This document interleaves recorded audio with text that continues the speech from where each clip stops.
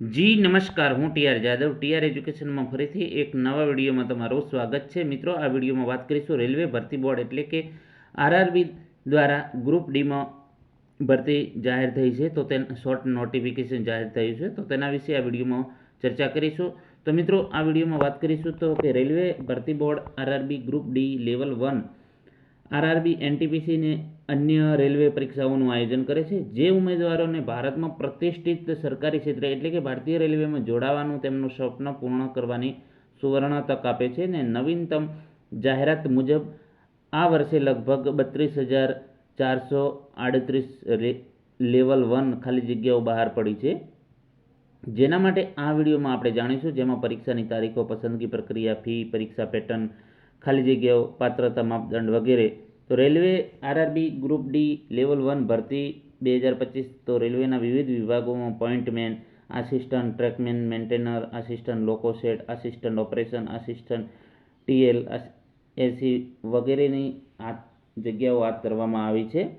ઉમેદવારોની પસંદગી પ્રક્રિયા જે છે સીબીટી કોમ્પ્યુટર બેઝ ટેસ્ટ એટલે કે કોમ્પ્યુટર ટેસ્ટ લેવામાં આવશે, એના પછી ફિઝિકલ ટેસ્ટ, એના પછી દસ્તાવેજ ચકાસણી અને મેડિકલ. પગાર ધોરણની વાત કરીશું તો તેના વિશે સંપૂર્ણ આ વિડીયોમાં ચાલો સ્ટાર્ટ કરીએ. તો અહીં તમે જોઈ શકો છો જે short notification government of India, ministry of railway, railway recruitment board જે વાત કરી છે રેલવે આરઆરબી દ્વારા સેન્ટ્રલાઇઝ એમ્પ્લોયમેન્ટ નોટિફિકેશન નંબર અહીં તમે જોઈ શકો છો 8/2024.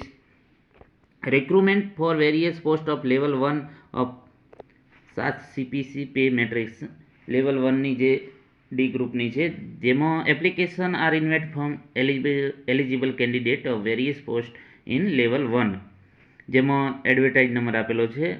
જેમાં વાત કરીશું કે ઓપનિંગ ડેટ ઓફ એપ્લિકેશન તો 23/1/2025ના રોજ ફોર્મ ભરવાનું ચાલુ થશે. મિત્રો, અહીં તમે જોઈ શકો છો 23/1ના રોજ ફોર્મ ભરવાનું ચાલુ થશે.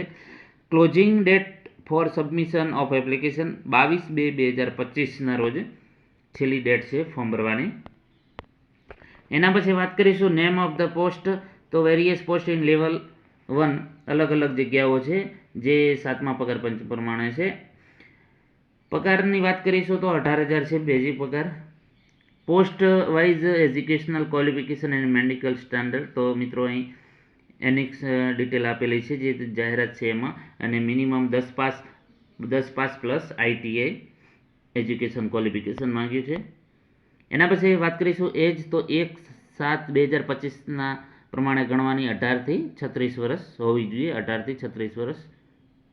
ટોટલ વેકેન્સી 32,000 પ્લસ છે.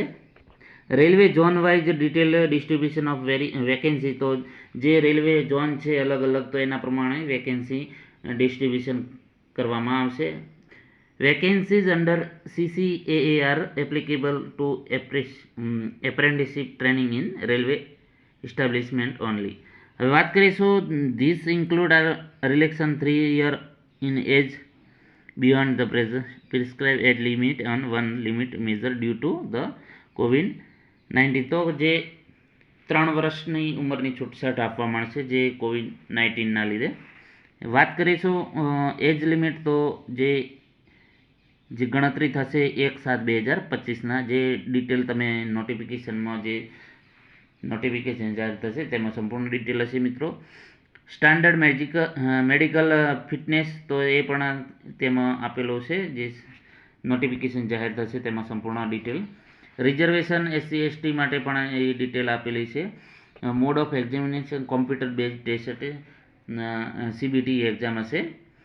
એક્ઝામિનેશન ફીની વાત કરીશું તો અહીં તમે જોઈ શકો છો for all candidate except the candidate categories mention in below sell out the 500 amount, જેમાં 500 રૂપિયા છે, 500 રૂપિયા. અને PWD female, transgender, ex serviceman candidate and candidate belonging to SC/ST minority માટે 250 રૂપિયા છે. અહીં તમે જોઈ શકો છો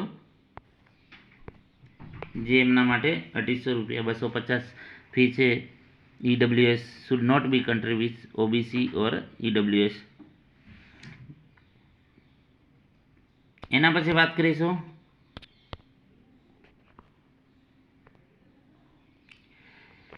રિક્રુટમેન્ટ પ્રોસેસ તો ડિટેલ જે પેલું નોટિફિકેશન આવશે તેની અંદર ડિટેલ સંપૂર્ણ માહિતી આપવામાં આવશે. અહીં તમે જોઈ શકો છો જે અલગ અલગ એક્ઝામ હશે ઓનલાઈન, જે તમે અહીં આરઆરબી જે રેલવે રિક્રુટમેન્ટ બોર્ડ જે છે તેની વેબસાઇટ આપેલી છે ને તેના જે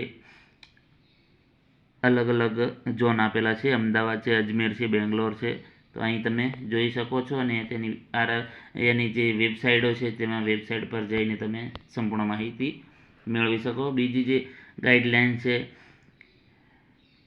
જે note railway and only one online application to be submitted. એક ફોર્મ ભરવાનું રહેશે જેમાં તમારે મોબાઈલ નંબર, રજિસ્ટ્રેશન નંબર અને ઈમેલ આઈડી એક્ટિવ, જે તમારો ચાલુ મોબાઈલ હોય તે મોબાઈલ નંબર એડ કરવાનો રહેશે, જેથી તમને જે કોઈ નોટિફિકેશન હોય તો તમને મળી શકે. તો મિત્રો, આ જે છે રેલવે રિક્રુટમેન્ટ બોર્ડ દ્વારા જે ભરતી જાહેર કરવામાં આવી છે, સારી એવી જગ્યા છે જેમાં માપદંડતા છે 10 પાસ પ્લસ આઈટીઆઈ હોવું જોઈએ. જે અલગ અલગ અને ફોર્મ ભરવાનો મોડ છે એ ઓનલાઈન છે, જે તમે અહીં જોઈ શકો છો. ઓનલાઈન એપ્લિકેશન કરવાનું રહેશે.